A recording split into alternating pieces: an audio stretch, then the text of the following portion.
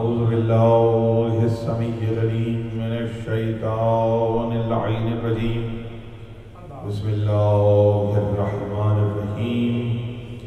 الحمد لله الذي كما هو أهله، والصلاة والسلام على خير خلقه محمد المصطفى نخبة الأنبياء خاتم النبيين صلوات.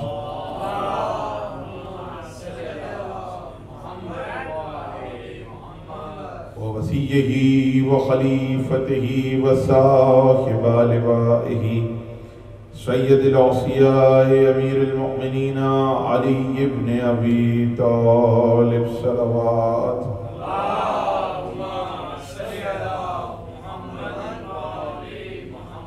وعترته الطيبين الطاهرين المعصومين المظلومين، ولعن الله على أعدائهم أجمعين. أما بعد، فقد قال الله تبارك وتعالى في قرآن المبين: بسم الله الرحمن الرحيم. ولا يحيطون بشيء من علمه إلا بما شاء، وسع كرسيه السماوات والأرض صلوات.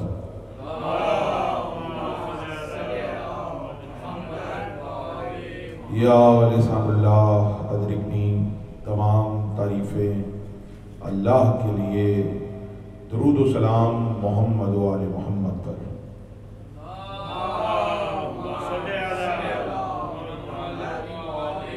قومی گرام نبی تقریر اشرح سجادیہ کی آپ حضرات سماعت فرما رہے ہیں۔ موضوع ہے قرآن اور فضائل مولا علی علیہ السلام۔ قومی گرام، چونکہ آج اپنے وقت سے، کل میں تقریباً 10:50 پہ 10:52 پہ بیٹھا تھا، اور آج اس سے بھی 10-15 منٹ پہلے بیٹھ گیا ہوں، تو وہ ظاہر سی بات ہے لوگوں کا ایک بنا ہوا ہے کہ وہ اسی وقت آئیں گے جو وقت ان کا ہے۔ تو قبل اس کے کہ کچھ گزارشات آپ کی خدمت میں پیش کروں، یہی لوگ اگر صرف سامنے کی صف پر کر دیں آگے آ کے تو یقین کریں کہ بہت بہتر ہو جائے گا۔ صرف سامنے کی صف پر کر دیں۔ بہت شکریہ، آپ سلامت رہیں۔ جس کو مولا نے جتنی قوت عطا کی ہے اتنی بلند آواز سے صلوات پڑھتے ہیں۔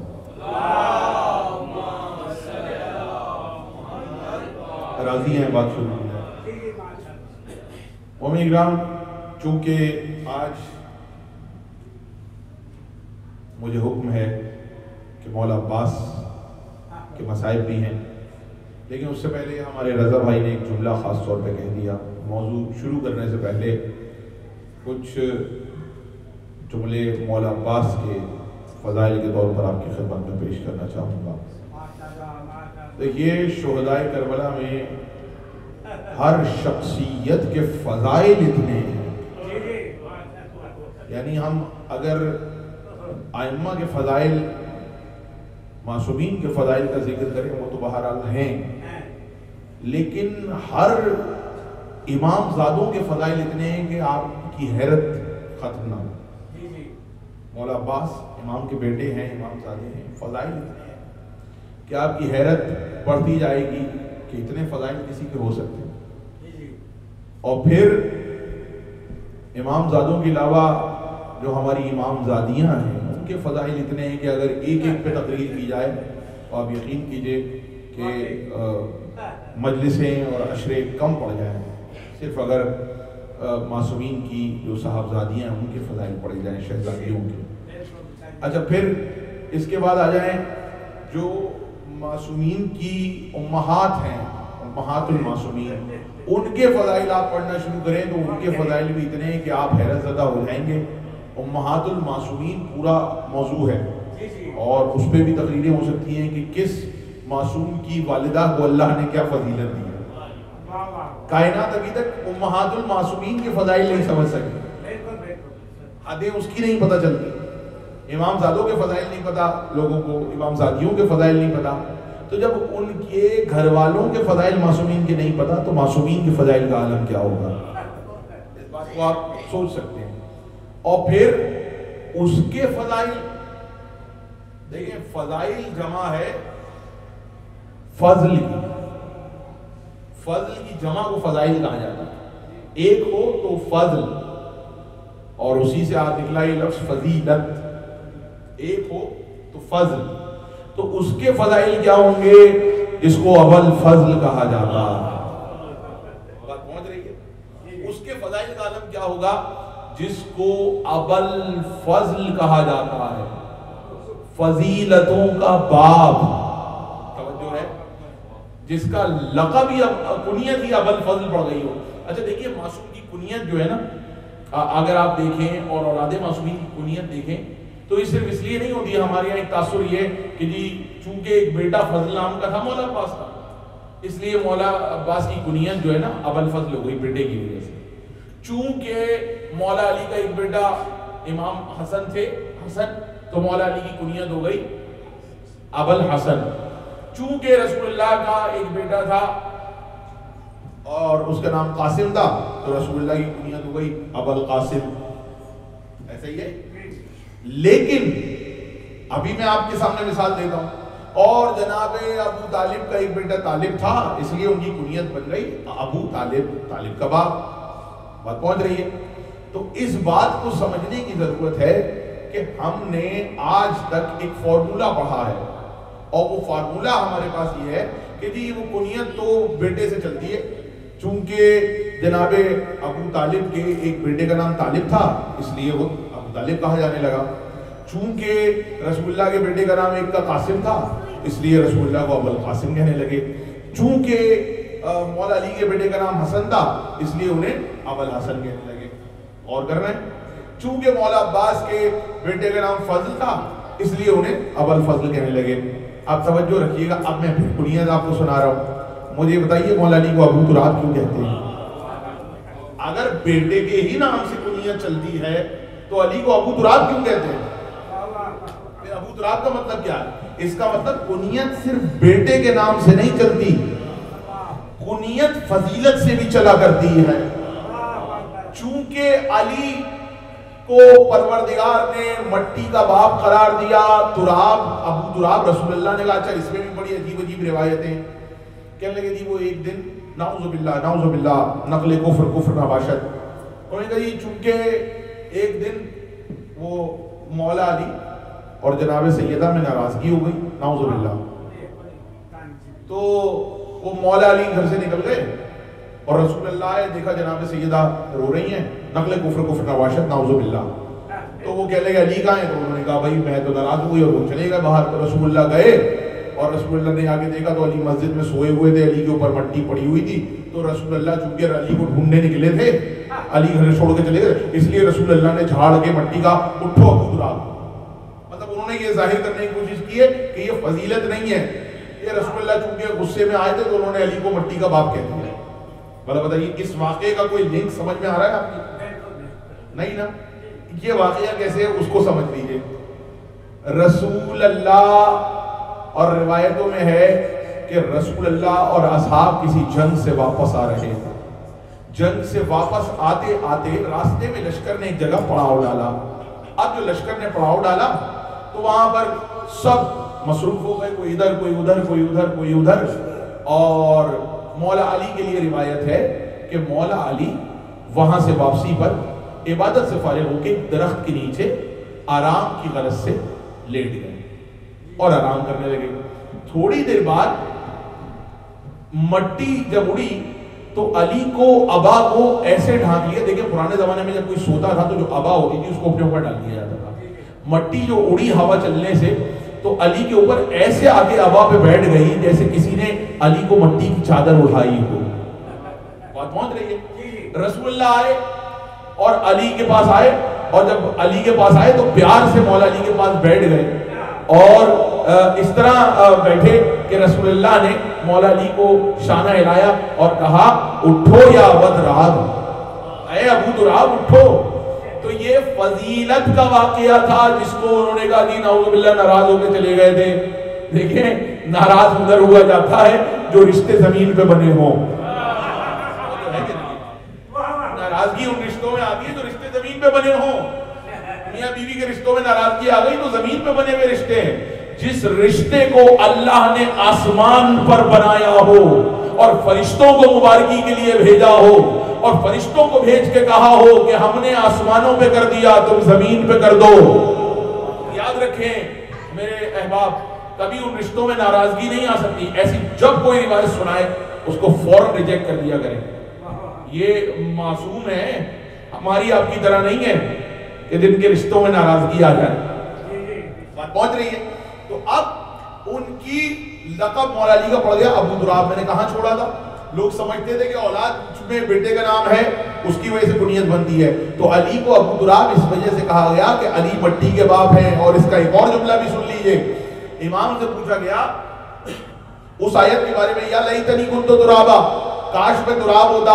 قیامت کے دن اس کا ترجمہ کرنے والوں نے کہا کاش میں تراب ہوتا, کاش میں مٹی ہو جاتا. تو پھر امام نے فرمایا تراب علی کے شیعوں کا آسمانی نام ہے.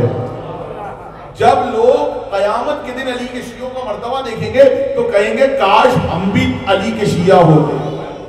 پہنچ رہی ہے؟ صلوات پڑھیں مل کے محمد والے محمد میں. یہ ہے ابو تراب. تو جب ابو تراب خالی اب واپس آ گیا میں اپنے ممدوح پر. جب علی کا لقب ابو تراب ہو سکتا ہے تو اب ان میں سے ہر ایک کے القابات کے کنیت کے معنی الگ الگ ہوں گے. ابو طالب صرف طالب کے باپ نہیں, کائنات میں جتنے طلب کرنے والے ہیں ان کے باپ ابو طالب ہیں. بات پہنچ رہی ہے؟ اب اگر قاسم ابو القاسم رسول اللہ کو کہا جاتا ہے تو صرف اس وجہ سے نہیں کہا جاتا کہ ایک بیٹے کا نام قاسم ہے, نہیں, اس لیے کہ جتنی تقسیم ہے, جتنے تقسیم کرنے والے ہیں ان کے باپ رسول خدا ہیں,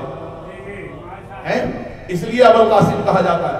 اب اگر آپ آئیے مولا علی کو ابو الحسن کا حسن کہا جاتا ہے تو صرف اس وجہ سے نہیں کہ ایک بیٹا حسن ہے, اس لیے کہ حسن جو نکلا ہے وہ حسن سے بھی نکلا ہے اور حسن کا لفظ احسان سے بھی نکلا ہے.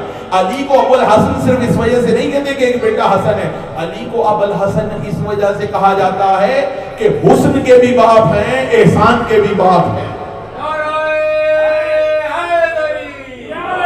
اسی لیے اب واپس آتے ہیں, مولا عباس کو ابو الفضل اس لیے کہا جاتا ہے, صرف اس لیے نہیں کہ بیٹے کا نام فضل ہے, اس لیے کہا جاتا ہے. میں نے ابھی بتایا فضائل جمع ہے, فضل سنگل ہے. فضل جو ہے فضیلت کو کہا جاتا ہے, ابو الفضل کو صرف بیٹے کا نام فضل تھا اس وجہ سے فضل نہیں کہتے, اس وجہ سے بھی ابو الفضل کہتے ہیں کہ عباس فضیلتوں کے باپ ہیں. بات پہنچ رہی ہے؟ اور اگر کہیں تو میں آپ کو یہ قرآن سے ثابت کر دوں کہ نہیں یہ تو دیکھیے انہوں نے تو غلط مطلب نکال دیا, ابو الفضل کا یہ مطلب تو نہیں ہے کہ فضیلتوں کا باپ. دیکھیں فضیلت نکلا ہے, اسی سے نکلا ہے فضائل. ایک ہو تو فضیلت, زیادہ ہو تو فضائل.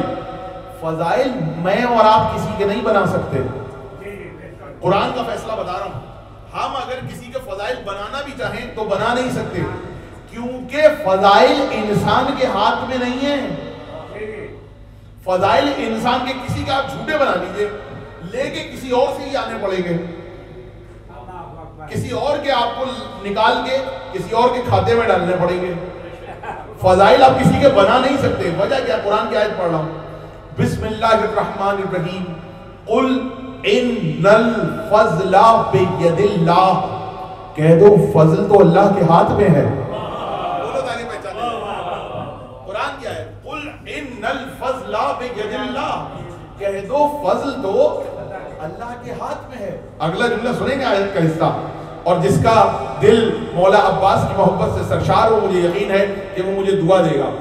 بسم اللہ الرحمن الرحیم, قل ان الفضل بید اللہ, کہہ دو فضل تو اللہ کے ہاتھ میں ہے, یؤتیہ من یشاء, جسے اس کی مرضی ہو وہ عطا کر دے.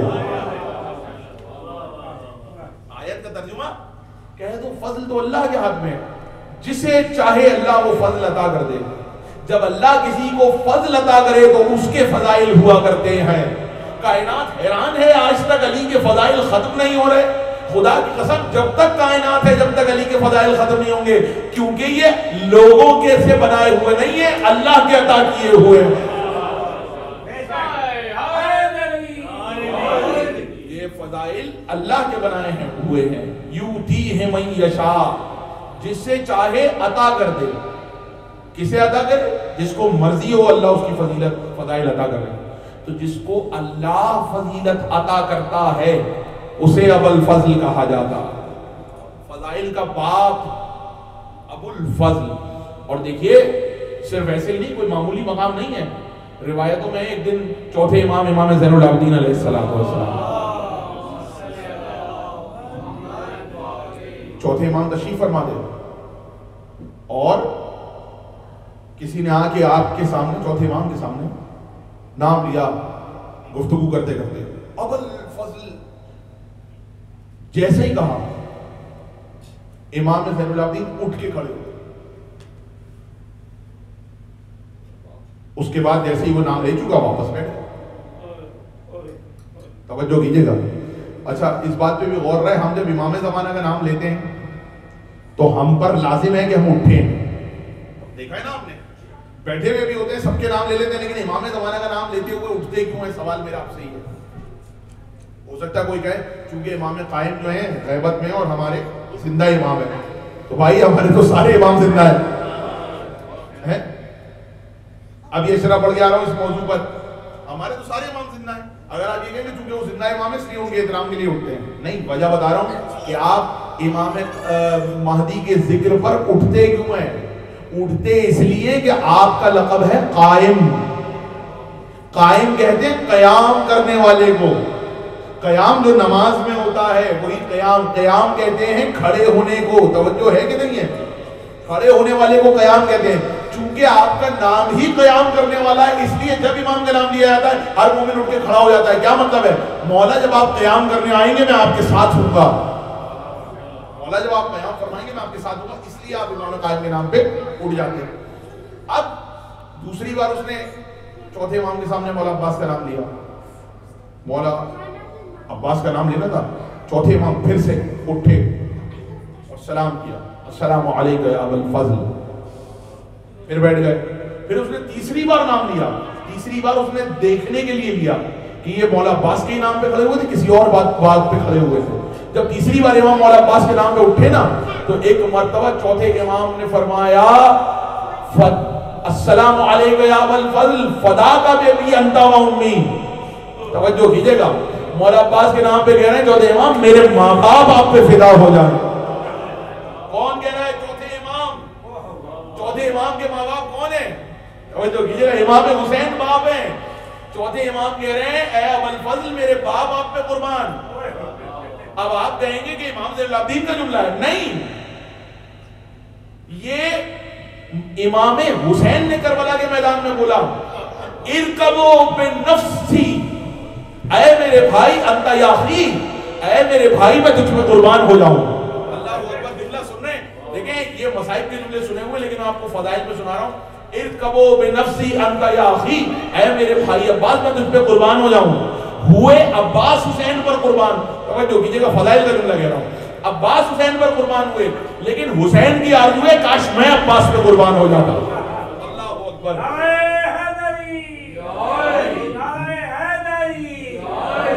مرتبہ سمجھیا کہ خواہش کیا ہے؟ کاش میں قربان ہو جاتا ہوں۔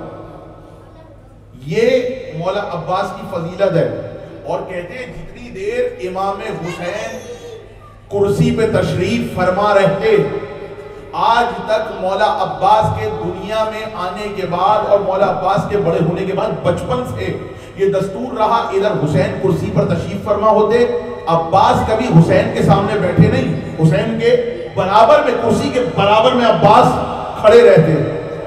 یہ روایتیں سنا رہا ہوں میں آپ کو، مولا عباس جب تک امام حسین بیٹھے رہتے، جب تک پیچھے کی طرف کرسی کے بالکل چند قدم پیچھے مولا عباس استادہ رہتے تھے، کھڑے رہتے تھے۔ اب آپ کہیں گے کہاں سے آج موضوع تو کچھ رکھنا تھا قرآن کا، ضلع صلی اللہ علیہ صاحب نے آگے مولا عباس کے فضائل پڑھنے شروع کر دیے، میں اپنے موضوع تک آ گیا۔ دیکھیں قرآن کی آیت پڑھی ہے وسیع کرسیہ السماوات والارض،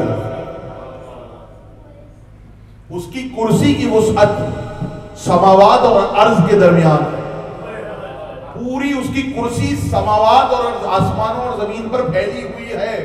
آج کی مجلس کا موضوع ہی کرسی ہے۔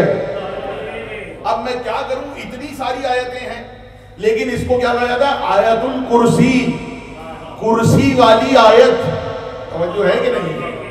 کرسی والی آیت، اور اتنی مشہور آیت ہے کہ رسول اللہ نے ارشاد فرمایا 4 محترم آیتیں جو مجھ پر نازل ہوئی ہیں، اس میں سے ایک یہ کرسی والی آیت۔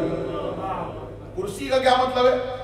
کرسی سمبل ہے اقتدار کا، غلبے کا، پاور کا سمبل ہے کرسی۔ آج بھی کہتے ہیں نا جس کے پاس کرسی ہوتی ہے پاور اسی کی ہوتی ہے۔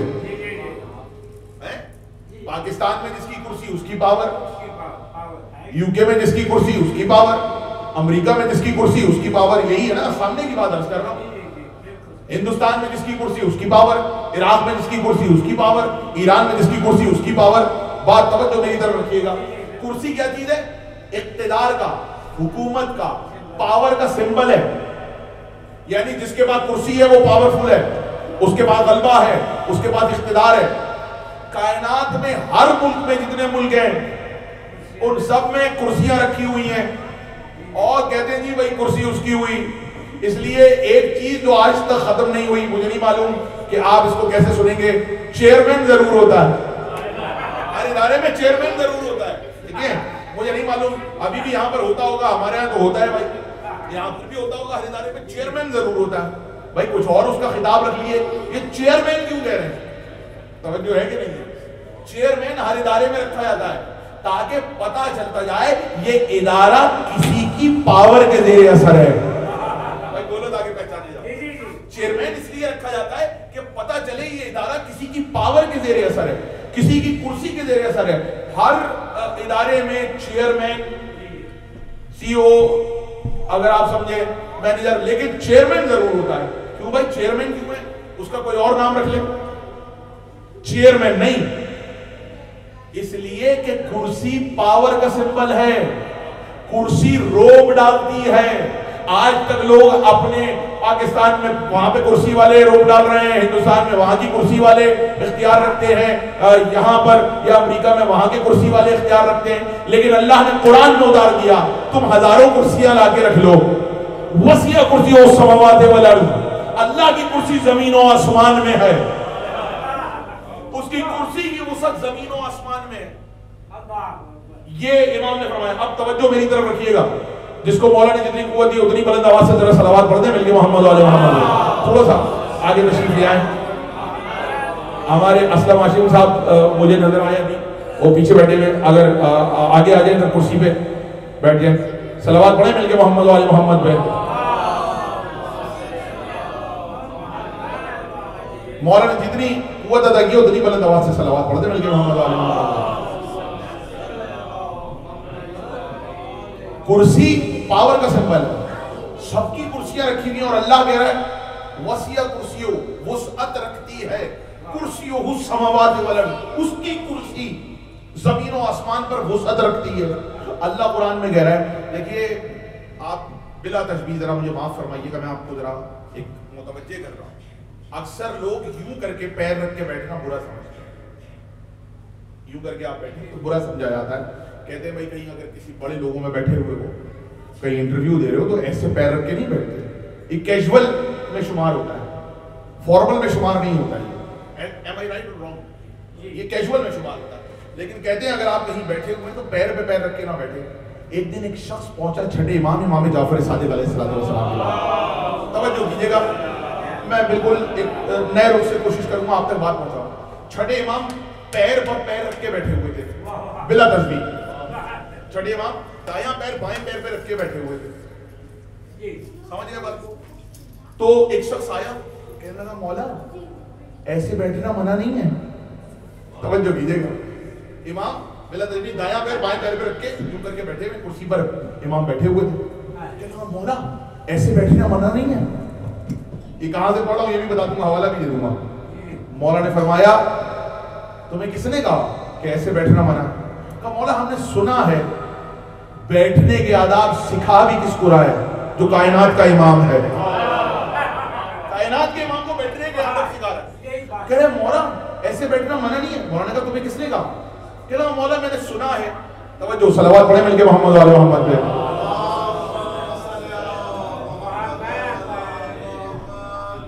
مولا ایسے بیٹھنا منع نہیں ہے. مولا نے فرمایا تم نے کہاں سے سنا ہے؟ کہا نہیں مجھے نہیں پتا. مولا نے کہا میں بتاتا ہوں. یہودیوں کے نزدیک ایسے بیٹھنا منع ہے. مولا بتا رہے ہیں. مولا کہنے لگے یہودیوں کے نزدیک ایسے بیٹھنا منع ہے. اب مولا اس کی لاجک بھی بتا رہے ہیں. مولا نے فرمایا یہودیوں کے نزدیک ایسے بیٹھنا منع ہے اس لیے کہ وہ یہ سمجھتے ہیں اللہ نے زمین و آسمان کتنے دنوں میں بنایا؟ 7 ایام. ہم نے 6 دنوں میں زمین و آسمان کو پیدا کیا.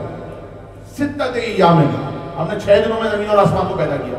کہنے لگے یہودیوں کا یہ خیال ہے, چونکہ یہ بات ان کی کتابوں میں بھی لکھی ہے, ان کو یہ لگتا ہے اللہ جب 6 دنوں میں زمین و آسمان کو اللہ نے پیدا کیا تھا تو اللہ نعوذ باللہ تھک گیا تھا تو آرام کرنے کے لیے کرسی پر ایسے بیٹھا تھا. کون بتائے گا امام کے بارے میں؟ کہنے لگے یہودیوں کو یہ لگتا ہے کہ اللہ نے 6 دنوں میں زمین و آسمان کو پیدا کیا تو اللہ تھک گیا نعوذ باللہ تو اللہ کرسی پر آرام کرنے کے لیے ایسے بیٹھا. تو امام نے اگلا جملہ ارشاد فرمایا سنو یہ اللہ کی شان کے خلاف ہے کہ اللہ کسی کام سے تھک جائے. توجہ کیجئے گا, یہ اللہ کی شان کے خلاف ہے کہ اللہ کسی کام سے تھک جائے. اور اللہ ایسے بیٹھا نہیں کرتا. اللہ کے لیے جسم و جسمانیت ہاتھ پاؤں یہ سب اللہ کے لیے نہیں ہے. تو کہا مولا پھر اس کا مطلب ہم کیا لیں؟ اب کون بتائے گا یہ بھی مولا کے علاوہ؟ اسی لیے آیت الکرسی کی پہلی آیتیں نازل ہوئی. بسم اللہ الرحمن الرحیم اللہ لا الہ الا هو الحی القیوم لا تأخذہ سنۃ ولا نوم. نہ اس کو اونگ آتی ہے نہ اس کو نیند آتی ہے. ولا یعودہ لا تأخذہ سنۃ ولا نوم لہ ما فی السماوات وما فی الارض وما بینہما, جو کچھ زمین و آسمان کے درمیان ہے. اور پھر وَلَا يَعُودُهُ حِفْظُهُمَا وَهُوَ الْعَلِيُّ الْعَظِيمُ, اللہ کو زمینوں اور آسمان کی حفاظت تھکاتی نہیں ہے. کیوں نہیں تھکاتی؟ اللہ لا الہ الا هو الحی القیوم لا تأخذہ سنۃ ولا نوم لہ ما فی السماوات وما فی الارض, جو کچھ زمین و آسمان کے درمیان ہے. وَلَا يَعُودُهُ حِفْظُهُمَا, ان دونوں کی حفاظت اس کو تھکاتی نہیں ہے. کیوں نہیں تھکاتی؟ اگلی آیت سناؤں. میں سوال کروں پروردگار ان دونوں کی حفاظت زمین و آسمان کی حفاظت تجھے تھکاتی کیوں نہیں ہے؟ اگلا جملہ سنیے گا آیت کا وَلَا يَعُودُهُ حِفْظُهُمَا وَهُوَ الْعَلِيُّ الْعَظِيمُ. اللہ تھکتا اس لیے نہیں ہے کہ وہ علی العظیم ہے. قرآن کی آیت پڑھو, ابھی تو تفسیر میں آیا ہی نہیں. تو امام نے فرمایا کہ یہ یہودیوں کی سوچ ہے کہ ایسے نہیں بیٹھنا چاہیے, یہ مسلمانوں کی سوچ نہیں ہے آپ ایسے بیٹھ سکتے ہیں. تو امام نے بتایا اللہ بیٹھنے سے مبرہ ہے. تو پھر میرا سوال وہیں پہ آ گیا, جو بیٹھتا نہیں ہے کرسی اس کی کیا کر رہی ہے؟ توجہ کیجئے گا. وسیع کرسی السماوات والارض, امام سے پوچھا گیا کیا ہے؟ تو یہ امام نے فرمایا کرسی اختیار کا, غلبے کا, اقتدار کا سمبل ہے. مولا سے پوچھا کرسی زمین و آسمان کے درمیان ہے؟ کرسی زمین و آسمان کے درمیان ہے؟ مولا نے فرمایا نہیں, زمین و آسمان کرسی کے درمیان ہے. زمین و آسمان کرسی کے درمیان ہے. اور پھر مولا نے ارشاد فرمایا اللہ اکبر, مولا نے فرمایا ان السماء والارض وما بینہما من خلق المخلوق فی جوف الکرسی. فی جوف الکرسی, اللہ نے کائنات میں زمین و آسمان سمیت جو کچھ بنایا ہے وہ کرسی کے بالکل بیچ میں ہے. تمام مخلوقات جتنی بھی ہیں, انسان, جانور, جنہ, سب کچھ کرسی کے بیچ میں ہے. اور پھر آگے ارشاد فرمایا مولا نے فرمایا اربعۃ املاک یحملونہ بامر اللہ, 4 ملائکہ اس کو اللہ کے حکم سے اٹھائے ہوئے ہیں. کرسی کو 4 ملائکہ اللہ کے حکم سے اٹھائے ہوئے ہیں. کہا مولا اتنی بڑی ہے کرسی کہ پوری کائنات کرسی کے درمیان ہے. اب اگلا جملہ سنیے گا میرے مولا کیا ارشاد فرما رہے ہیں. مولا اتنی عظیم ہے تو اس کا مطلب کرسی سے عظیم کچھ بھی نہیں ہے. مولا نے فرمایا کرسی سے عظیم عرش ہے. کہ مولا کیا مطلب؟ اب امام نے مثال دی ہے، مثال آپ کے سامنے پیش کر رہا ہوں. مولا نے فرمایا کائنات کی تمام مخلوق، پہاڑ، سمندر، دریا، آسمان، سورج، چاند، ستارے، تمام گلیکسیز ساری کرسی کے مقابلے میں یہ حیثیت رکھتی ہے کہ ایک انگوٹھی کو بیچ صحرا میں رکھ دو. توجہ کیجئے گا، مولا نے فرمایا، یہ مولا کی دی ہوئی مثال ہے، مولا نے فرمایا ایک انگوٹھی کو بڑے سے صحرا میں رکھ دو. یہ جو چھوٹی سی انگوٹھی ہے یہ پوری کائنات ہے، اور کرسی اتنی بڑی ہے جتنا بڑا صحرا. کون بتائے گا مولا کے علاوہ؟ کہ مولا کرسی اتنی بڑی ہے، پھر تو کرسی سے بڑا کچھ بھی نہیں ہوا. مولا نے فرمایا کرسی سے بڑا عرش ہے. مولا نے فرمایا اس کی مثال بھی دوں گا. مولا بتائیے کہ کرسی کے مقابلے میں عرش کی مثال ایسی ہے جیسے کرسی ایک انگوٹھی ہو اور وہ بیابان میں رکھی ہو، تو عرش وہ بیابان ہے اور کرسی انگوٹھی ہے. دیکھ رہے ہیں مولا سمجھا کیسے رہے؟ اتنا بڑا ہے عرش، سب کچھ نیچے آ گیا، کرسی اوپر ہے، کرسی سے اوپر عرش ہے، اور وہاں پر اللہ نے کسی کو نالین سمیت بلایا ہے. اس عرش پر اللہ نے کسی کو نالین سمیت بلایا کہ آ جاؤ نالین سمیت. اتنی پست ہے یہ دنیا. اللہ اکبر. دنیا کہتے ہی اسے جو دنا ہو، دنا سے نکلا ہے. دنا، دنی، پست، پست کو نیچے جو ہو اس کو دنا کہا جاتا ہے. اسی سے لفظ نکلا ہے ادنا. اللہ اکبر. بولو تاکہ پہچانے جاؤ. اسی سے لفظ نکلا ہے ادنا. دنیا کا لفظ ہے، اسی خاندان کا لفظ ہے. دنیا، دنا اور ادنا، یعنی پست جو ہو اسے کہا جاتا ہے بھئی یہ تو ادنا ہے، اور جو بلند ہو اسے اعلیٰ کہا جاتا ہے. توجہ کیجئے گا، جو پست ہو اسے ادنا کہا جاتا ہے، جو بلند ہو اسے اعلیٰ کہا جاتا ہے، جو پست ہو اسے دنیا کہا جاتا ہے، جو اعلیٰ ہو اسے علی کہا جاتا ہے.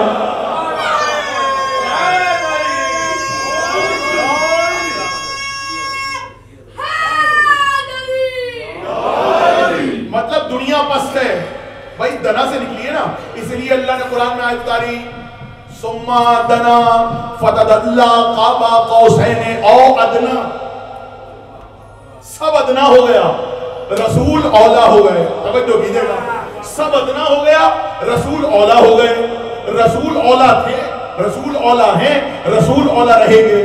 تو اب جہاں سے رسول اوپر جاتے رہے وہ ادنا ہوتا رہا. سب ادنا ہے، رسول اولا، سب ادنا، رسول اولا، سب ادنا، رسول اعلیٰ، سب ادنا، رسول علی، سب ادنا اور وہ اعلیٰ. تو اب رسول نے اسی لیے تو غدیر خم کے میدان میں پوچھا تھا کہ میں تمہارے نفسوں پہ اولا نہیں ہوں. کہا آپ اولا ہیں؟ تو کہا جس کا میں مولا ہوں اس کا علی مولا ہے. تو من کو تو مولا کا یہ مطلب بھی سمجھئے. لوگ سمجھ رہے خالی انسانوں کا مولا بنایا تھا، خالی علی کی ولایت کے اندر انسانوں کا فضیلت بتائی تھی. رسول نے فرمایا نہیں، سب کچھ ادنا ہے، علی مولا ہے، علی اعلیٰ ہے. تو اس بات کو سمجھتے جائیے.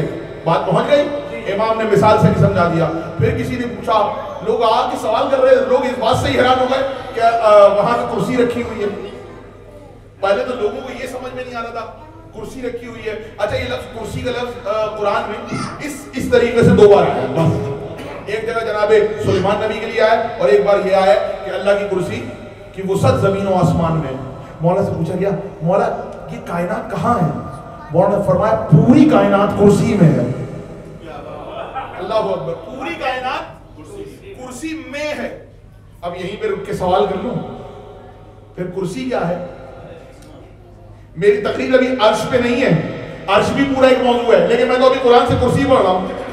سب کچھ کرسی میں ہے، کرسی میں ہے، سب کچھ کرسی میں ہے. اور وہیں پہ اللہ نے قرآن میں آیت اتاری وَكُلَّ شَيْءٍ آسَيْنَاهُ فِي إِمَامٍ مُبِينٍ. سب کچھ امام مبین میں ہے. تو میں ہاتھ جوڑ کے پوچھوں کرسی میں ہے کہ امام مبین میں ہے؟ کہا تمہیں سمجھ نہیں آئے گا، یہ فزیکل کرسی نہیں ہے، یہ اللہ کے اقتدار کا اشارہ ہے. اللہ کہہ رہا ہے پوری کائنات ہماری کرسی کے درمیان ہے. امام سے پوچھا امام کا رتبہ کیا ہے؟ امام نے فرمایا پوری کائنات امام کی مٹھی میں ہوتی ہے.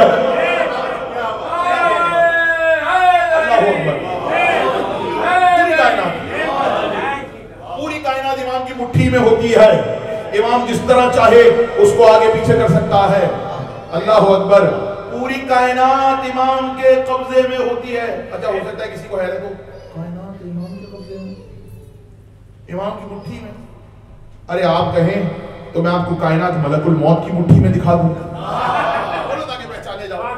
کائنات آپ کو ملک الموت کی مٹھی میں دکھاتا ہوں. رسول اللہ معراج پہ پہنچے, توجہ جلدی جلدی سنتے جائیے. رسول اللہ معراج پہ پہنچے, معراج پہ پہنچنے کے بعد جبریل سیر کرا رہے ہیں, رسول اللہ جائزہ لے رہے ہیں.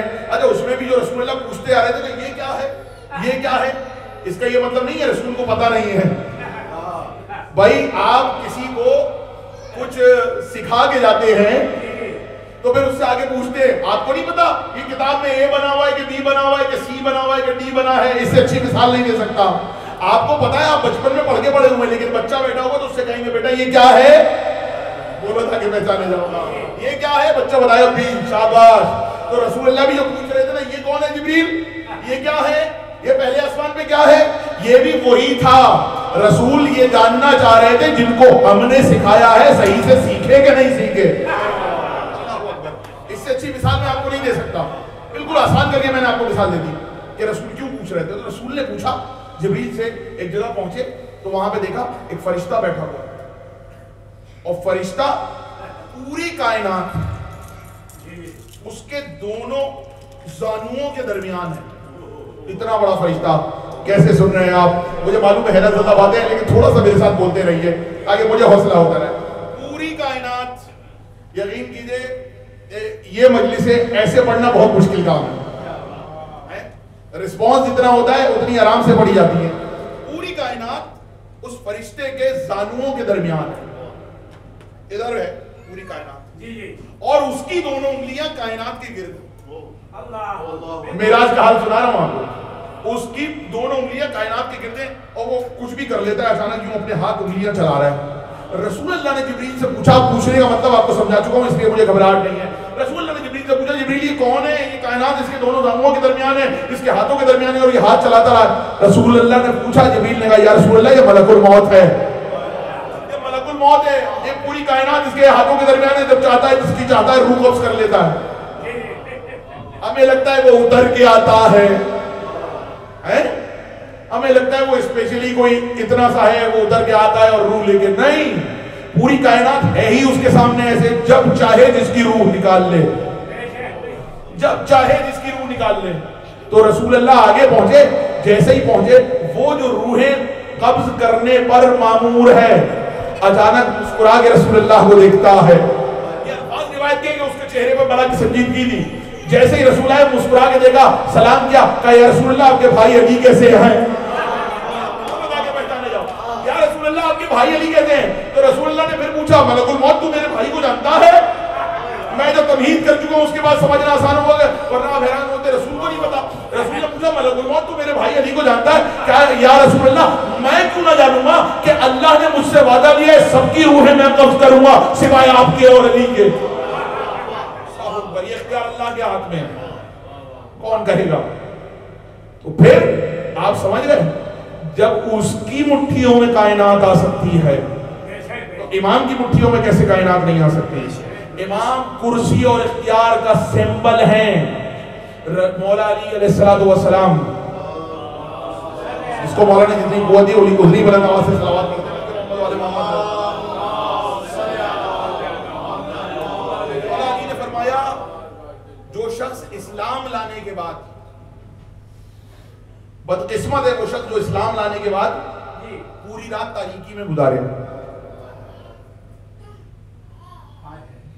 بدقسمت ہے وہ, اور جو اسلام میں پیدا ہوا ہو اور پوری رات اس نے اسلام میں گزاری ہو پوری زندگی, اور وہ اپنی رات تاریکی میں گزار دے. توجہ کیجئے گا. تو ایک شخص نے پوچھا مولا علی اس کا مطلب کیا ہے, مولا علی اس کا مطلب کیا ہے کہ ایک شخص اسلام لا چکا اور رات تاریکی میں گزارے. رات تو تاریکی میں ہی گزاری جاتی ہے بھائی, اللہ تاریکی مسلط کرتا تو کیا لائٹ جلا کے تھوڑی رہیں گے. توجہ کیجئے گا. مولا اس کا کیا مطلب ہے وہ شخص بدقسمت ہے جو پوری رات تاریکی میں گزار دے. مولا نے فرمایا کہ رسول اللہ نے ارشاد فرمایا, من الظلمات الی النور والی آیت ہے آپ کے ذہن میں. مولا نے فرمایا جو قرآن نازل ہونے کے بعد رات میں آیت الکرسی نہیں پڑھتا اس نے پوری رات اندھیرے میں گزار دی. سلام ہے اس کو کو جو اپنی راتوں کو آیت الکرسی سے منور کر لے. امام نے فرمایا کوئی جانور، کوئی انسان، کوئی شخص اس کو تکلیف نہیں پہنچا سکتا جو رات میں آیت الکرسی پڑھ کے سوئے گا. بچوں کو یاد کرائیے اپنے. ہم نے تو آیت الکرسی بچپن میں ماں باپ نے فرمائشیں بھی اس وقت تک پوری نہیں کی جب تک آیت الکرسی پڑھ کے سنا نہ دی ہم نے. اچھا آپ واقعہ سن لیں، بات آ گئی تو صلوات پڑھیں ذرا مل کے محمد والے محمد پہ. یہ واقعہ میری والدہ مرحومہ مجلس پڑھا کرتی تھی، ان سے مجلس میں پہلی بار ہم نے سنا تھا. اور پروردگار ان کے درجات بلند فرمائے، اور جتنے یہاں پہ حضرات بیٹھے ان کے مرحومین کے پروردگار درجات بلند فرمائے. تو ایک آیت الکرسی کی فضیلت جہاں لکھی ہوئی ہے ان میں یہ واقعہ آپ کو مل جائے گا. جہاں جہاں آیت الکرسی کی فضیلت میں کتابیں چھپی ہیں پوری پوری. ایک لڑکی تھی، اس کی ماں اور وہ اکیلے رہا کرتے تھے اس گاؤں. چھوٹی تھی بچی، وہ رات کو دیکھتی. اچھا آیت الکرسی کا حصار کرنے والے جو ریگولر پڑھتے ہیں آیت الکرسی وہ جانتے ہیں آپ سلامت رہیں، آپ سلامت رہیں. جو آیت الکرسی پڑھتے ہیں وہ ان کے کچھ معاملات ہوتے ہیں. آپ کیا غور کریں گے، وہ رات کو دیکھتی روزانہ میری ماں، چونکہ ماں بیٹی اکیلی رہتی تھی، اس نے دیکھا رات کو میری ماں کچھ پڑھتی ہے، پڑھنے کے بعد حصار کھینچتی ہے اور کچھ پھونک مارتی ہے اور اس کے بعد 3 بار تالی بجاتی ہے. اچھا اس کی ہو سکتا ہے شریعت میں نہ ہو کہ بھائی تالی بجانا تو شریعت میں نہیں ہے، فقہ میں نہیں ہے، لیکن پیر پہ ہاتھ مارنا شریعت میں ہے. نہیں معلوم کیسے سنیں گے، کون بیٹھا ہوا ہے، گھبرا کے سن رہے ہیں، حیران ہو کے سن رہے ہیں. یقین کریں یہ بڑے قیمتی تحفے ہیں جو میں بغیر آپ کے رسپانس کے آپ کو دے کے جا رہا ہوں. یقین کیجیے یہ کرنا ہو سکتا ہے سنت نہ ہو. عربی زبان میں تالی پیچھے آنے والے کو کہتے ہیں، عربی کا لفظ ہے. فوراً جو کسی کے پیچھے آئے اسے تالی کہا جاتا ہے، یہ تالی ہے. اب یہ ہاتھ مارنا یہ شریعت میں ہے. اچھا کچھ لوگ کہتے ہیں مولانا آپ مجلس پڑھتے ہوئے پیر پہ ہاتھ مارتے ہیں. خدا کی قسم یہ زانو پہ ہاتھ مارنا شریعت کا حصہ ہے. توجہ ہے؟ کس نے پڑھی ہے دعائے عہد؟ بولو تاکہ پہچانے جاؤ. پڑھتے ہیں دعائے عہد، زندگی میں ایک بار پڑھیں. آپ روزانہ پڑھیں دعائے عہد، امام زمانہ سے عہد ہے. اور ورنہ ہفتے میں ایک بار پڑھیں. ہفتے میں ایک بار نہیں پڑھ سکتے، مہینے میں ایک بار پڑھیں. مہینے میں ایک بار نہیں پڑھ سکتے، کم سے کم سال میں ایک بار پڑھیں. سال میں ایک بار نہیں پڑھ سکتے، چھوٹی سی دعا ہے، پوری زندگی میں ایک بار پڑھ لیں. اس میں کیا ہے 3 بار. اور بھی 1-2 دعائیں ہیں امام زمانہ کے لیے کہ جب دعا پڑھو 3 بار پیر پہ ہاتھ مارو. اللہ اکبر. مطلب اب توجہ کیجئے گا، اس کا مطلب کیا؟ دعا عہد میں آپ امام زمانہ سے عہد کر رہے ہیں. تو ایک نتیجہ سمجھانے کے لیے آپ حضرات کی نظر کر رہا ہوں تاکہ بچوں کو بھی سمجھ میں آ جائے. اس کا مطلب کیا ہے؟ جب کسی کو اٹھانا ہوتا ہے، جب کسی کو کہتے ہیں بھائی چلو جلدی سے، تو اس کے یوں کہتے ہیں بھائی چلو چلی، کہتے ہیں نا جلدی سے چلو چلو چلو، ہری اپ میں بھی ایسے ہی کہتے ہیں. تو یہ جو امام سے عہد کر رہے ہیں، اپنے آپ کو یقین دلا رہے ہیں ادھر وہ آئیں گے، ادھر میں روانہ ہو جاؤں گا. سمجھتے جائیے ان باتوں کو. اب وہ دیکھتی روزانہ اس کی ماں، دونوں ماں بیٹی اکیلی رہتی تھی گاؤں میں، وہ دیکھتی روزانہ اس کی ماں کچھ پڑھ کے پھونکتی ہے، حصار کھینچتی ہے. اور ماں سے پوچھ لگی ماں آپ یہ کیا پڑھتی ہے؟ صحیح سے بولنا بھی نہیں آتا تھا. اس نے کہا بیٹا میں آیت الکرسی پڑھتی ہوں. کہا کیوں پڑھتی ہے؟ تو کہنے لگی بیٹا حدیث ہے جو آیت الکرسی رات کو پڑھ کے سوئے گا وہ چوروں سے، انسانوں سے، جانوروں سے، ہر نقصان پہنچانے والی چیز سے معمون رہے گا، امن میں رہے گا. تو کہنے لگی ماں مجھے نہیں آتی. کہنا ہاں بیٹا تمہیں بھی سکھا دیں گے، ذرا تمہاری زبان صاف ہو جائے تو آیت الکرسی پڑھنا تمہیں بھی سکھائیں گے. ایک رات اس کی ماں گئی کسی کام سے، کسی کا انتقال ہو گیا تھا، تھوڑی دور گئی، کہا میں ابھی شام ہونے سے پہلے واپس آ جاؤں گی. رات ہو گئی، اس کی ماں نہیں آئی. اب وہ رات میں پریشان، خوف بھی آئے، ڈر بھی لگے، لیکن ماں نے یقین دلایا تھا آیت الکرسی پڑھنے سے کوئی نقصان نہیں ہوتا. لیکن اسے آیت الکرسی آتی نہیں تھی. اب اس نے کیا کیا؟ سوچتی رہی بسم اللہ الرحمن الرحیم پڑھا. اس کے بعد اس نے کہا کچھ پڑھا، اور پڑھنے کے بعد اس نے کیا کیا؟ کرسی پہ کرسی، کرسی پہ کرسی، کرسی پہ کرسی، کرسی پہ کرسی، کرسی پہ کرسی، اور یہ کر کے سو گئی. کرسی پہ کرسی کر کے اور حصار کھینچ کے اور سو گئی. مطمئن ہو کے سوئی، کیونکہ وہ دیکھتی تھی اس کی ماں بھی آیت الکرسی پڑھنے کا مطمئن ہو جاتی. مطمئن ہو کے سو گئی. صبح سورج کی پہلی کرن کے ساتھ ماں گھر میں داخل ہوئی، آ کے بچی کو گلے لگایا. کا خوف تو نہیں آیا؟ کہا نہیں، آیت الکرسی پڑھ کے سو گئی۔ کہا تمہیں تو آیت الکرسی آتی نہیں ہے؟ کہ نہیں بس مجھے اتنا پتا تھا کہ کرسی، تو میں نے کہا بسم اللہ الرحمن الرحیم پڑھ کے میں نے کہا کرسی پہ کرسی، کرسی پہ کرسی، کرسی پہ کرسی، کرسی پہ کرسی، میں سو گئی۔ کہا پھر ڈر نہیں لگا؟ کہا پھر ڈر نہیں لگا۔ ابھی دونوں ماں بیٹی بیٹھے ہوئے تھے کہ دروازے پہ دستک ہوئی، توجہ کیجیے گا، دروازے پہ دستک ہوئی، دروازے پہ دستک ہوئی، مانے آ کے دروازہ کھولا، سارے محلے والے جمع ہو کے آ گئے۔ کہا کیا ہوا؟ کہا رات کو تمہارے گھر یہ کیا ہوا تھا؟ کہا میں تو برابر والے گاؤں میں رہ گئی تھی، مجھے تو نہیں پتا کیا ہوا۔ کہا رات کو تمہارے گھر چور آ گئے تھے۔ کہا پھر؟ میری بچی تو اکیلی تھی۔ کہا نہیں، وہ تمہارے گھر میں داخل نہیں ہو سکے۔ تمہارے گھر میں داخل نہیں ہو سکے۔ کہا کیوں نہیں ہو سکے؟ میری بچی تو اکیلی تھی۔ کہا وہ شاید اسی مخبری پہ آئے تھے کہ بچی اکیلی ہے، ماں کہیں باہر گئی ہوئی ہے، لیکن گھر میں داخل نہیں ہوئے۔ کہا کیوں؟ کہا ہم کو بھی کچھ آوازیں آئیں تو ہم نے باہر آ کے دیکھا چور چاروں طرف سے تمہارے گھر میں داخل ہونا چاہتے تھے لیکن داخل نہیں ہو پائے۔ کہنے لگی کیوں؟ کہا پتہ نہیں کیا ہوا تھا، رات کو تمہارے گھر کو چاروں طرف سے زمین سے لے کر آسمان تک کرسیاں ہی کرسیاں، زمین سے لے کر آسمان تک کرسیاں ہی کرسیاں تھیں۔ تو جملہ میرا ضائع نہ کیجیے گا، ایمان اور بڑھ گیا، بچی کو یاد کروا دی۔ دیکھیے اب اس پہ گھبرا مت جائیے گا، یہ واقعہ تو ہم نے نہیں سنا، لیکن بات سمجھا دوں۔ کہتے ہیں نا کہ اگر کسی بچے کو قرآن پڑھنا نہ آتا ہو تو وہ ہر سطر پہ اگر بسم اللہ الرحمن الرحیم پڑھ دے۔ کرسی اللہ کے اختیار کا نام ہے، تو اگر اللہ کا نام لے کر معرفت کے ساتھ، خلوص دل کے ساتھ کرسی کیا جائے تو کرسی بھی مدد کے لیے آتی ہے۔ توجہ ہے کہ نہیں؟ اب سمجھ میں آیا؟ کرسی امام کے اختیار کا نام ہے، اللہ نے اپنا اختیار امام اور رسول کے حوالے کیا، تو اسی لیے تو کچھ لوگ کرسی سے مدد مانگتے ہیں، ہم یا علی کہہ کے مدد مانگتے ہیں۔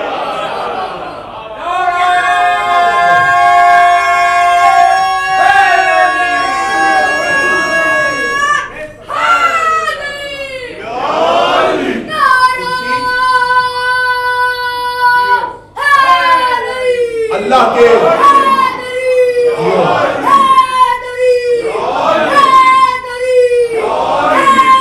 سلامت کرسی اللہ کے اختیار اور غلبے کا نام ہے، یہ اللہ کا اختیار اور غلبہ ہے، یہ پوری کائنات اس کے اندر ہے، کرسی کے اندر، جو فل کرسی، کرسی کے بیچ میں ہے، اور وہی کائنات امام مبین کے احسان میں ہے۔ بات پہنچ رہی ہے؟ اللہ نعوذ باللہ کرسی پہ بیٹھے گا نہیں، یا کسی کا عقیدہ ہے اللہ کرسی پہ بیٹھے گا؟ دیکھیے یہ منبر کس کا ہے، میں مثال دینے آ رہا ہوں۔ دیکھیے مثال مجھے اسی وقت، میں اکثر کہا کرتا ہوں یوٹیوب سے یاد کر کے مجلس نہیں پڑھتا، جو مولا آپ کے سامنے تحفے عطا کرتے ہیں وہ آپ کی خدمت میں پیش کر رہا ہوں۔ دیکھیے یہ منبر جس پہ بیٹھا ہوں میرا ہے، بولیے کس کا ہے؟ رسول اللہ اور امام کا منبر ہے، اس لیے منبر کے اوپر ایک حصہ خالی چھوڑا جاتا ہے، یہ تو دوسرے طریقے سے بنا ہوا، ورنہ جو ٹاپ کا ہوتا ہے وہ خالی چھوڑا جاتا ہے تاکہ اس پہ کوئی بیٹھے نہ۔ کیوں؟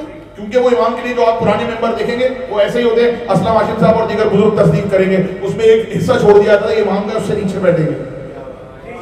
ممبر میں جس ممبر میں بیٹھا ہوں یہ میرا ہے، ذل ثقلین کا ہے، کس کا ہے؟ امام کا ممبر ہے، رسول کا ممبر ہے، ممبر ان کا ہے، بیٹھا ہوا میں ہوں، آپ کو اعتراض بھی نہیں ہے، ان کے ممبر پہ میں بیٹھ جاؤں تو اعتراض نہیں ہے، حالانکہ وہ تو وجود رکھتے ہیں، ممبر پہ بیٹھا کرتے تھے، اور میں نے کہا کرسی اللہ کی ہے، اس کی مرضی ہے جسے چاہے عطا کر دے، ضروری نہیں ہے اللہ کرسی پہ نہیں بیٹھے گا اپنی کرسی پہ کہ اللہ نعوذ باللہ آ کے بیٹھے گا، جو عقیدہ ہے دوسرے لوگوں کا تھک کے بیٹھا ہے، نہیں، ممبر کرسی ہے اللہ کی، اس کی مرضی جسے چاہے بٹھائے، بھائی کرسی کا مالک وہ ہے نا، اس کی مرضی جسے چاہے بٹھا دے۔ اب مثال عرض کر دوں، کرسی نظر کہاں آئے گی؟ اللہ اکبر، نظر کہاں آئے گی؟ تمام روایتوں میں ہے، بہار الانوار علامہ مجلسی لکھا ہوا ہے کہ قیامت کے دن روز محشر جب تمام مخلوقات، انبیاء، اوصیاء، شہداء، صدیقین، صالحین جمع ہو جائیں گے، اس وقت جبریل امین اور میکائیل دو نور کی کرسیاں لے کر آئیں گے، اللہ اکبر بولو تاکہ پہچانے جاؤ. جبریل امین اور میکائیل دونوں نور کی 2 کرسیاں لائیں گے اور وہ میدان محشر میں سب سے بلند جگہ پر سجا دی جائیں گی, اور ایک پر محمد مصطفیٰ کو بٹھایا جائے گا, ایک پر علی مرتضیٰ کو بٹھایا جائے گا. تو کرسی سمجھ گئے, ابھی تو مثال دی تھی, جس کا اقتدار ہو کرسی اس کی ہوتی ہے, جس کی کرسی ہو اس کا اقتدار ہوتا ہے, وہی حاکم ہوتا ہے. میدان محشر میں جو کرسیاں ہیں اس پر محمد مصطفیٰ اور علی بیٹھے ہوں گے. تو جملہ کہنے دو, میدان محشر کا مالک اللہ ہے, حاکم محمد اور علی ہے. اور ہو سکتا ہے کسی کو میرے اس جملے سے اختلاف ہو جائے کہ ذل ثقلین نے اپنی مرضی سے پڑھ دیا کہ میدان محشر کا اللہ مالک یوم الدین ہے. مالکی یوم الدین, وہ یوم الدین کا مالک ہے. مولا علی کی زیارت کا جملہ ہے, پھر سے میں آپ کے حوالے تحفہ کر رہا ہوں, جا کے پڑھیے. مولا علی کے روضے پہ پڑھنے والی زیارتوں کا ایک جملہ ہے, السلام علیکہ یا حاکم روز دین, حاکم یوم الدین. مولا علی کی زیارت کا جملہ ہے السلام علی حاکم یوم الدین, اے یوم دین کے حاکم آپ پر سلام ہو. اللہ یوم دین کا مالک ہے, امام یوم دین کے حاکم ہیں. مالک وہ ہے, حاکم اسے کہتے ہیں جس کا حکم چلتا ہو. حکم آل محمد کا چلے گا, حکم امام کا چلے گا. کسی مقام پہ بہت کم خطابت کرنے میں شعر پڑھتا ہوں, لیکن جو واقف ہیں وہ واقف ہیں. کسی مقام پہ ایک بند کہا تھا آج سے کوئی 18 سال پہلے, پوری امام حسین کی شان مسدس ہے.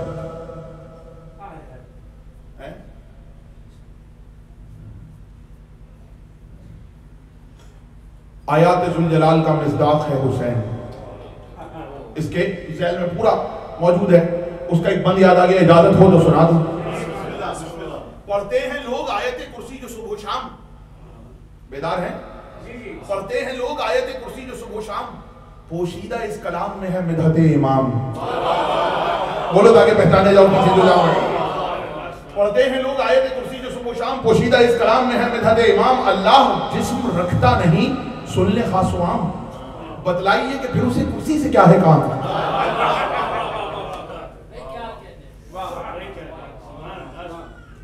پڑھتے ہیں لوگ آئے کرسی جو صبح و شام, پوشیدہ اس کلام میں ہے مدحت امام. اللہ جسم رکھتا نہیں سن لے خاص و عام, بتلائیے کہ پھر اسے کرسی سے کیا ہے کام. ظاہر ہے اس سے صاف بزرگی حسین کی, عرش خدا پہ رکھی ہے کرسی حسین کی. کہاں بات چھوڑی تھی, عباس حسین کی کرسی کے چند قدم پیچھے استادہ رہتے تھے. کیا مرتبہ ہے ابو الفضل عباس کا, کوئی معمولی مرتبہ ہے. وہ عباس علمدار کہ جس کے لیے امام اٹھ کے استقبال کرتے ہیں. آج کیونکہ الگ برآمد ہو, اس لیے شروع میں بھی جناب عباس کے فضائل پہ چند جملے کہے. کتابوں میں نے پڑھا, امام رضا سے پوچھا گیا یہ مولا عباس کو ہی کیوں باب الحوائج کہا جاتا. عجیب جملے. یہ باب الحوائج مولا عباس کو کیوں کہا جاتا. امام رضا رونے لگے. ارشاد فرمایا امام رضا نے, میرے مولا فرماتے ہیں جب عباس کی شہادت ہوئی تھی جب سے عباس بہت غمزدہ تھے. ہم کیا کہتے ہیں, مولا عباس باوفا تھے. کیوں باوفا تھے؟ یہ بھی ایک فکری نکتہ ہے. کیا لگی تھی انہوں نے پانی نہیں پیا تھا. پانی تو ذوالجلال نے بھی نہیں پیا تھا. کیا صرف بہادری یہ عباس کی کہ انہوں نے پانی نہیں پیا تھا؟ پانی تو لشکر میں سے کسی نے نہیں پیا تھا. بہادری نہیں. میں آپ کو عباس کی وفاداری کا نقطہ مصائب میں سمجھانے جا رہا ہوں. وفادار کیوں ہے, وجہ سنیے. پہلے دن مولا علی نے جناب عقیل سے کہا, اے بھائی میں چاہتا ہوں کسی بڑے خاندان میں عقد کروں تاکہ اللہ مجھ کو بہادر بیٹا عطا کرے جو کربلا میں میرے حسین کی نصرت. عباس کی وجہ خلقت کیا تھی؟ شجاعت. بہادری. یہ عباس کی وجہ خلقت تھی کہ جو نصرت کرے اتنا بہادر. وہ بہادر ایک تو علی کی بہادری, پھر علی چاہتے ہیں عقد بھی بہادر قبیلے میں ہو تاکہ اللہ ایک بہادر بیٹا عطا کرے. یعنی ماں بھی بہادر باپ بھی بہادر, ماں بھی شجاع باپ بھی شجاع. اور پھر اللہ سوچئے جب دو طرفہ شجاعت ہو تو پھر اس کی شجاعت کا عالم کیا ہوگا. عباس خلق ہوئے تھے شجاعت کے لیے, اور عباس نے اس شجاعت کا مظاہرہ کرنا تھا. لیکن عباس وہ اجازت نہیں ملی جنگ کی, دفاعی جنگ کی اجازت تھی. لیکن وہ جو عباس کہتے تھے مجھے بھائی سے اجازت دلا دو جنگ کی, اگر شام ہونے سے پہلے شام پر حسین کا پرچم نہ لہرا کے آؤں تو مجھے عباس نہ کہہ. وجہ خلقت عباس ابھی باقی ہے. عباس کی بہادری صرف عباس کی وفاداری پانی نہ پینا نہیں ہے. عباس کی اصل وفاداری یہ ہے, جملہ میرا یہ آپ کے لیے تحفہ ہے. عباس کی اصل بہادری وفاداری یہ ہے کہ جو شجاعت کے لیے بنا ہو اس نے اپنی شجاعت کو ضبط کر لیا. اس نے حسین کے کہنے پہ اپنی شجاعت کو خیز کو ضبط کر لیا. اپنی شجاعت کو روک لینا فطرت ہی عباس کی شجاعت تھی.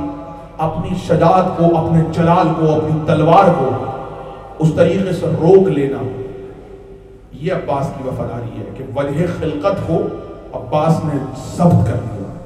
اس لیے روایت پتہ ہے سب نے خود کی تلوار چلائی ہے. میرا جملہ مجھے نہیں معلوم آپ کیسے سنیں گے, میں اس جملے کو ادا کر رہا ہوں لیکن میرے اس وقت ہاتھ اور پاؤں جو ہیں اس میں عجیب سی کپکپی کی کیفیت ہے. سب نے تلوار چلا لی, جی بھر کے چلائی ہے علی نے تلوار.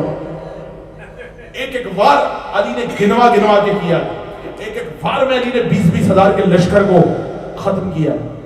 حسین نے کربلا میں دل بھر کے تلوار چلائی ہے. میرا جملہ یاد رکھنا, عباس وہ ہیں جو جی بھر کے تلوار نہ چلا سکے. اس لیے روایتوں میں امام مہدی کے لشکر میں آئیں گے اور علمدار بن کے آئیں گے, اور اس میں پروردگار میری دعا ہے, آپ دعا کرتے ہو نا امام زمانہ کے ناصروں میں شمار ہو, میری دعا ہے آپ سب امام زمانہ کے لشکر میں اور عباس کی جنگ اپنی آنکھوں سے دیکھیں. جملہ سن رہے, عباس کا تلوار چلانا ابھی باقی ہے اور وہ دیکھا جائے گا کہ عباس کیسے تلوار. امام رضا نے فرمایا, یہ روایتوں میں کتاب سے میں یہ واقعہ پڑھا ہوں کہ جب سے عباس کی شہادت ہوئی تھی عباس ہر وقت غمزدہ رہتے تھے اور کوثر پر سر جھکائے ہوئے بیٹھے رہتے تھے اور روتے رہتے تھے. امام رضا نے فرمایا عباس ہر وقت روتے رہتے تھے اور کہتے تھے میں بچوں کو پانی نہیں پہنچا سکا, عباس سکینہ کو پانی نہیں پہنچا سکا. عباس کو گریہ کرتے دیکھ کر سفارش کی گئی پروردگار سے کہ عباس روتے رہتے ہیں, تو رسول اللہ نے بإذن اللہ مولا عباس کو مومنین کی ضروریات اور حاجات کو پورا کرنے کی ذمہ داری دے دی. عباس تم بچوں کی خواہش کو پورا نہ کر سکے, عباس ایسا کرو جو مومن تمہارے پاس کوئی حاجت لے کے آئے اس کی حاجت تمہیں اختیار ہے پورا کر دینا. اور میں روایت ذمہ داری سے پڑھ رہا ہوں, کہتے ہیں ایک شخص آیا اور مولا عباس کے در پہ زری کو پکڑ کے التجا کرتا تھا, مولا عباس میرا یہ کام ہو جائے, مولا عباس میرا یہ کام ہو جائے. بہت گریہ کرتا اور کہتا میں نے سنا ہے کہیں جو دعا نہیں پوری ہوتی وہ آپ کے در پہ پوری ہوتی ہے. پہلی رات گزر گئی اس کا کام نہیں ہوا, دوسری رات گزر گئی آگے گنگڑاتا رہا اس کا کام نہیں ہوا, تیسری رات کو خداموں نے خواب دیکھا, وہ نوجوان آتا ہے روتا ہے. عباس اس کی جو عرض ہے وہ آگے تک پہنچاتے ہیں. تھوڑی دیر بعد فرشتے آتے ہیں, یہ واقعہ کتابوں میں لکھا ہوا ہے, اگر پڑھتا نہیں تو میں آپ کی سماعت کے حوالے نہیں کرتا. وہ فرشتے آتے ہیں کہتے ہیں اس کی جو حاجت ہے وہ پوری نہیں ہو سکتی. پھر دوسرے دن پھر عرض گئی, پھر حاجت گئی اور پھر فرشتے آئے کہنے لگے اس کی حاجت پوری نہیں ہو سکتی. تیسرے دن عباس ہاتھ جوڑے ہوئے حسین کی بارگاہ میں خادم خواب دیکھتا ہے حاضر ہوئے اور کہتے ہیں مولا یا تو اس جوان کی حاجت پوری کر دے یا عباس سے باب الحوائج کا لقب واپس لے لے. کہتے ہیں عزاداروں جوانوں, کہتے ہیں یہ سننا تھا, اس کی حاجت پوری ہو گئی. سمجھ گئے, میں بڑے بڑے علماء کی نشستوں میں بیٹھا ہوں اور میں نے ان کو کہتے سنا ہے, میں نے کہتے سنا کہ ہم تو ابو الفضل سے مانگتے ہیں، جو کام ہمارا کہیں نہیں ہوتا ہم ابو الفضل سے مانگتے ہیں۔ سن لیا عباس کی وفاداری کیا ہے؟ کہتے ہیں 4 برس کے تھے مولا عباس، گرمیوں کے دن تھے، امام حسین مسجد میں بیٹھے ہوئے تھے۔ آپ کو فرق تو دونوں بھائیوں کے درمیان کا پتہ ہے نا، امام حسین 57 برس کا سن ہے تقریباً، مولا عباس 30 یا 32 برس کا سن لکھا ہوا ہے۔ دونوں بھائیوں کے درمیان فرق سمجھ گئے کتنا؟ اب جملہ سنیے گا، مسجد میں امام حسین بیٹھے ہوئے تھے، گرمی کے دن تھے، 4 برس کے عباس یہاں پر پہلو میں سامنے کھڑے ہوئے تھے۔ اچانک حسین کو پیاس لگی، امام حسین نے غلام کو آواز دی ذرا مجھے پانی لا کے دینا۔ کہتے ہیں ابھی امام حسین نے غلام سے کہا تھا، 4 برس کے عباس اس جگہ دوڑتے ہوئے گئے جہاں پانی رکھا ہوا تھا، میری طرف دیکھنا، اس میں جو کوزے ہوتے ہیں وہ مختلف سائز کے ہوتے ہیں۔ کہتے ہیں عباس نے سب سے بڑا کوزہ اٹھایا جو عباس کے ہاتھوں میں نہیں آ رہا تھا، عباس نے اسے بھرا اور بھر کر عباس حسین کی جانب اس طرح چلے کہ وہ کوزہ سر پہ رکھا ہوا ہے اور عباس دوڑتے جا رہے ہیں۔ کہتے ہیں حسین تک پہنچتے پہنچتے جو رونے آیا ہے، سینوں پہ ہاتھ مار کے جملہ سننا، کہتے ہیں حسین تک پہنچتے پہنچتے وہ پانی عباس کے اوپر چھلک گیا تھا۔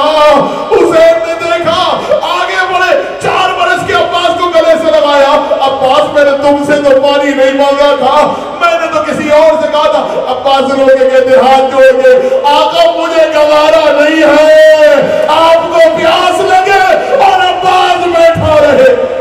اجروں کو مددگار جو لے کے آیا ہے، جوانوں ماتمدار ہو، عباس کے کٹے ہاتھوں کا ماتم کرنے والے ہو، آج عباس کا عالم برآمد ہوگا، ماتم کرتے جاؤ، سینوں پہ ہاتھ مارتے جاؤ، لیکن ویسے رونا جیسے عباس کو رونے کا حق ہے۔ اللہ سن لیا تم نے؟ حسین نے کہا عباس میں نے تم سے تو پانی نہیں مانگا تھا، کہا تھا مجھے یہ گوارا نہیں ہے کہ آپ کو پیاس لگے اور میں پانی نہ لاؤں۔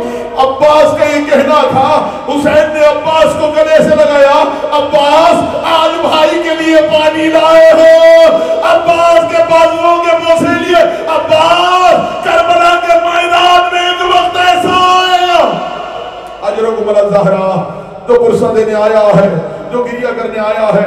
عزیزانو یہ جملہ سننا، کبھی رونے میں شرمانا نہیں۔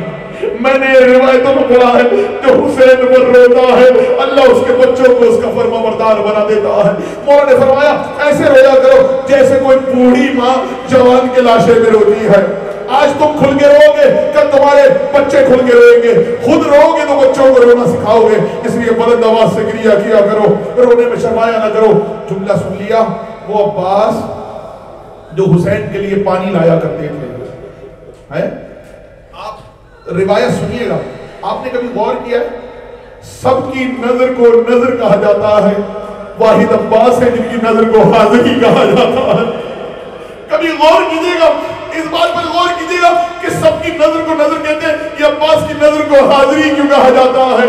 جملہ سنیں گے، میں نے جو علماء سے سنا ہے وہ میں آپ کو سنانے جا رہا ہوں کہ لگے ہوتا یہ تھا، وہ اونٹ دوران سفر وہ اونٹ جس پر پانی تھے اور جس پر کھانا تھا وہ عباس کے زیر انتظام تھے۔ جملہ سننا جو توجیہ علماء نے بیان کیا ہے، وہ پورے سفر میں جب مدینے سے نکلے تھے، مدینے سے مکہ اور مکے سے کربلا، وہ اونٹ جن پر کھانے اور پانی کا سامان لگا ہوا تھا وہ عباس کے زیر انتظام تھے۔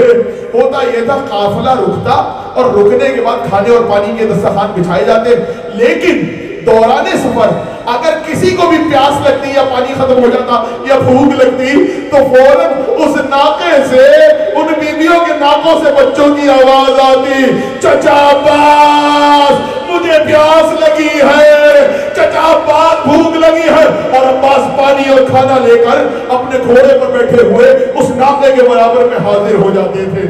جملہ سن لیا، چونکہ عباس سب کی ایک آواز میں حاضر ہوتے تھے اس لیے عباس کی نظر کو حاضری کہا جاتا ہے۔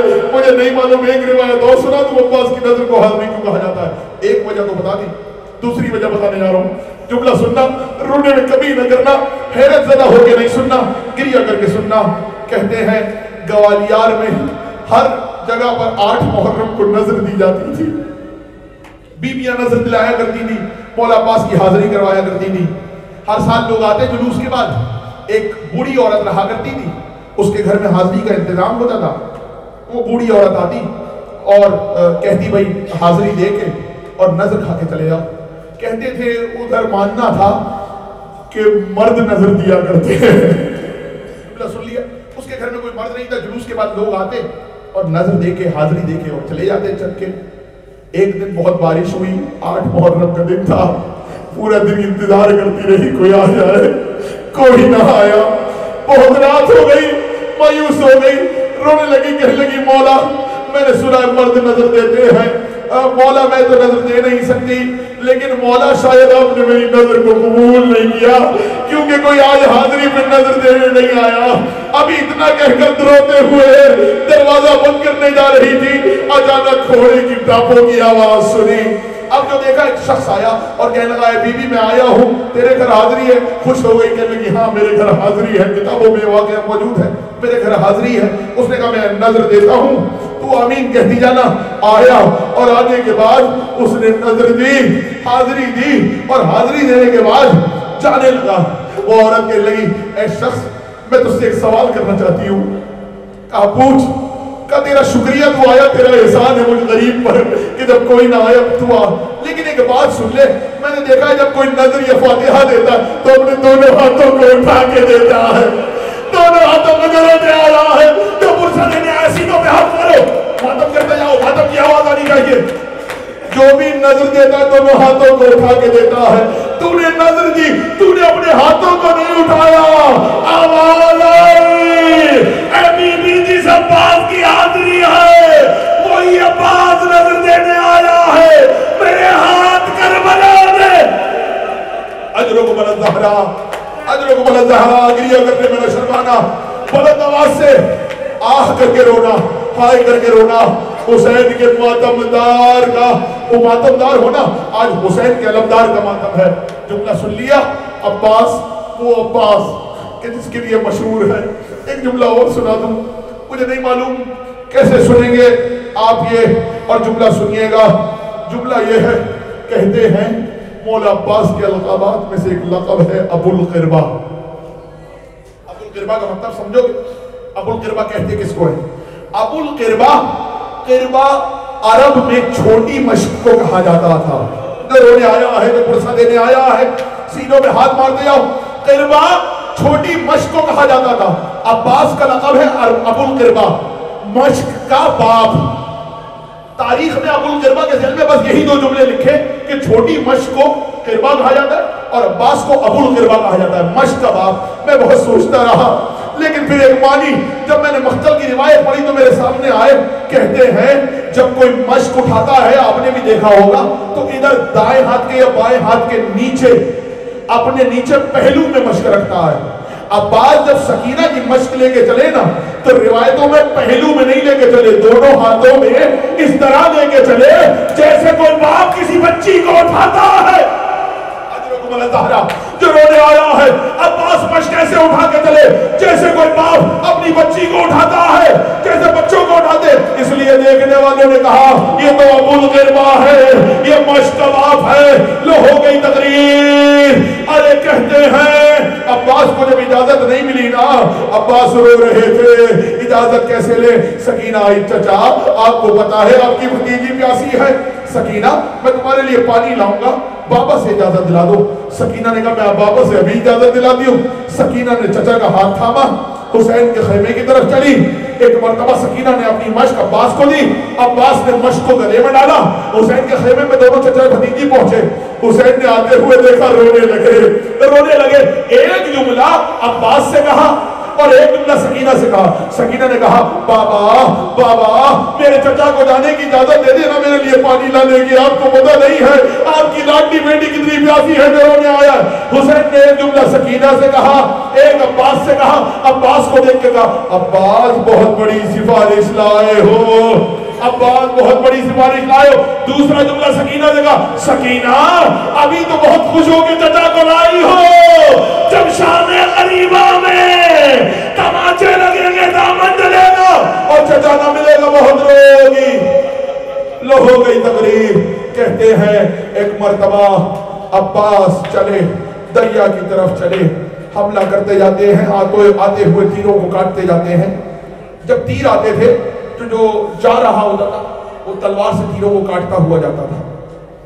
عباس نہر پہ پہنچے، کہتے ہیں جب عباس نہر پہ پہنچے اور تلوار چلاتے ہوئے تو ایک فوجی نہر پر بچا نہیں تھا، جو تھے وہ مرے ہوئے پڑے تھے اور باقی دور تھے.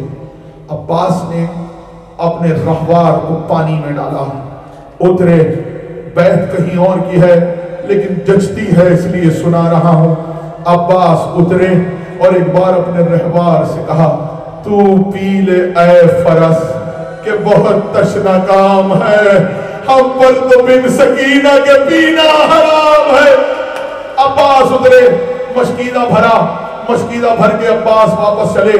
میری طرف دیکھنا، مجھے حکم ہے شہادت پڑھنے کا، کاش میں شہادت پڑھ سکوں، مجھے اتنا حوصلہ دے دے مولا. کہتے ہیں عباس ایک مرتبہ مشکیزہ جو بھر کے چلے، اب عباس مشکیزہ اپنی قبا کے درمیان رکھ کر چلے اور اس طرح چلے کہ علم بھی ہے، تلوار بھی ہے. تلواریں تیر جو آتے جاتے ہیں انہیں عباس اپنی تلوار سے کاٹتے جاتے ہیں، تیروں کو کاٹتے جاتے ہیں. جنگ میں صرف بڑے تیر نہیں چلائے جاتے تھے، جملہ سننا میرا، جنگ میں چھوٹے چھوٹے تیر بھی چلائے جاتے تھے. وجہ بھی بتاتا ہوں ابھی، لیکن ویسے سننا جیسے سننے کا حق ہے. عباس تلوار لے کے جا رہے تھے اور تلوار سے تیر کاٹتے جا رہے تھے، مشق کی طرف آنے والے تیر. کہ ایسے میں جب عباس جا رہے تھے اس طرف سے گزرے جہاں کچھ کھجور کے درخت تھے. ایک کھجور کی درخت کی آڑ میں ایک شقی چھپا ہوا تھا. آج تم کربلا جاتے ہو تو جہاں کف عباس ہے ایک بازو عباس کا وہاں قطع ہوا، ظالم نے تلوار ماری، عباس کا بازو گر گیا، قطع ہو کے گر گیا. عباس آگے چلے، مشق کو عباس لے کر آگے بڑھ رہے ہیں سینے سے لگائے ہوئے. عباس آگے بڑھتے جاتے، لیکن اب ہوا کیا، ایک ہاتھ سے مشق کو بچایا ہوا ہے، وہ جو چھوٹے چھوٹے تیر تھے نا وہ تیر عباس کی آنکھوں میں مارے جانے لگے. عباس کی آنکھوں میں تیر آگے لگ رہا میری طرف، جو رونے آیا ہے، جو پرسا لینے آیا ہے، عباس کی آنکھوں میں تیر لگتے جا رہے ہیں. عباس آگے بڑھتے جا رہے ہیں. کسی ظالم نے ایک درخت کی اوٹ سے دوسرا وار کیا، عباس کی دوسری کلائی کٹی. اب سننا، عباس نے مشق کا تسمہ دانتوں میں دبایا اور چاہتے خیمے کی طرف چلے. وہ جو چھوٹے چھوٹے تیر آئے وہ آنکھ میں بے بس ہوئے. میری طرف دیکھنا، کہتے ہیں عباس کی آنکھوں میں تیر تھے. عباس نے چاہا اپنے رہوار پہ جھک کے اپنی آنکھوں کے تیر اپنے زانوؤں کے درمیان سے نکال لے، لیکن ایک مرتبہ حکیم نے گرز اٹھایا، عباس کے سر پہ گرز مارا اور ایک گرز کا لگنا تھا. ایک تیر آیا، مشق میں لگا، سارا پانی عباس نے اپنے رہوار کرو ایک مرتبہ واپس دریا کی طرف کیا اور آگے عباس جو گرے ہیں. جملہ سن لیا. کسی نے پوچھا تھا کربلا میں جو شہید گرتا تھا اپنے ہاتھوں کا سہارا لیتا تھا. علی اکبر گرے ہاتھوں کا سہارا، قاسم گرے ہاتھوں کا سہارا، ہر شہید نے ہاتھوں کا سہارا لیا.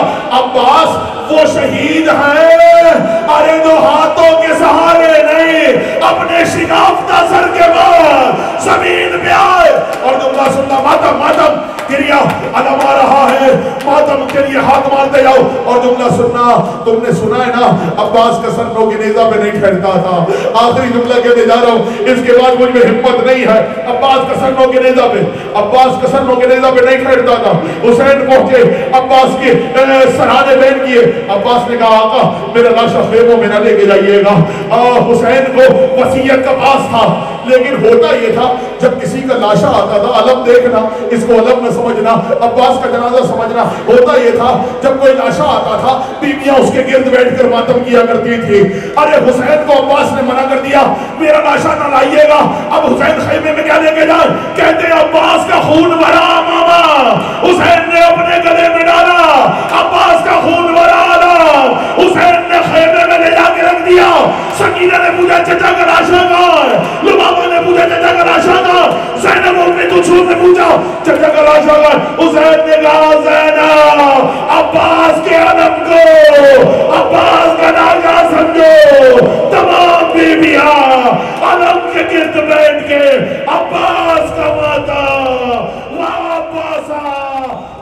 مغلوبہ